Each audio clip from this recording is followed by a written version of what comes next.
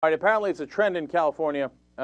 If you're a beauty pageant contestant, you got to be some sort of, I don't know, fill in the blank here, but someone who's going to say terrible things about gays. That's the trend.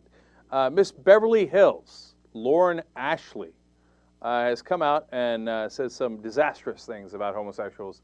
We're going to give you those quotes. First, she says, the Bible says that the marriage is between a man and a woman.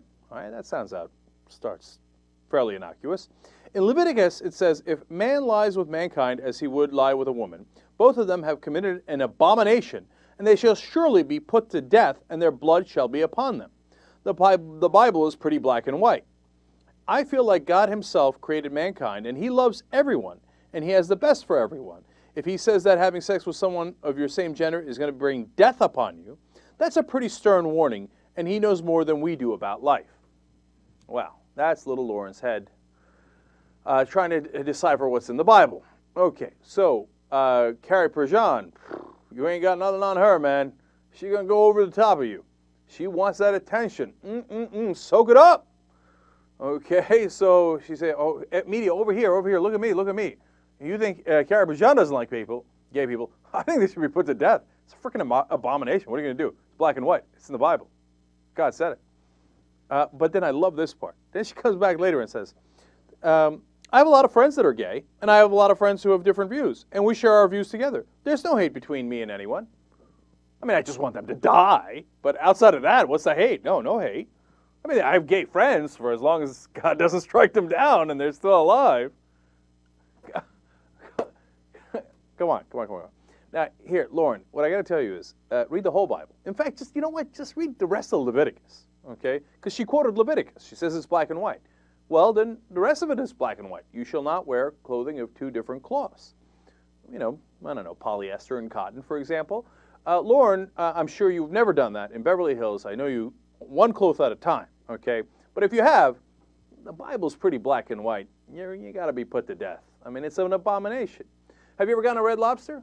Leviticus is very clear. No shellfish.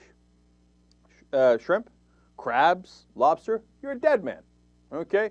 The Bible is black and white. What am I going to argue with the Bible? I'm going to argue with God. God knows better about life than you and I do, Lauren. I sure hope you haven't eaten any shrimp, because it is an abomination. Okay? It's not that I hate you and I want you to die. I'm friends with you. We're all friends. Everybody's having fun. It's just that the Bible is pretty black and white on it. I can go all day long. Read Leviticus. Okay? Read the Bible. It's pretty black and white. That's part of the problem. Okay? So it's funny how people have told Lauren Ashley and her little head, hey, you know what? Ignore the stuff about the shrimp.